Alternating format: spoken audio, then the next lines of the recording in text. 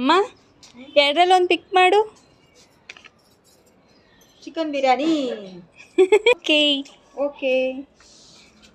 ಉಪವಾಸ ಈ ಕಣ್ಣಿಗೆ ನೀ ಚೂರು ಮರೆಯಾದರೆ, ವನವಾಸ ಕೈಗಳಿಗೆ ಈಗ ಅರೆಗಳಿಗೆ ದೂರ ನೀ ನಿಂತರೆ. ಪ್ರೀತಿ ಎಂದರೆ ಇಂಥ ತೊಂದರೆ ತೀರ ಸಹಜ ಬಿಡು, ನನ್ನಲ್ಲೂ ಹೀಗೆ ಆಗಿದೆ ಏನು ಮಾಡುವುದು.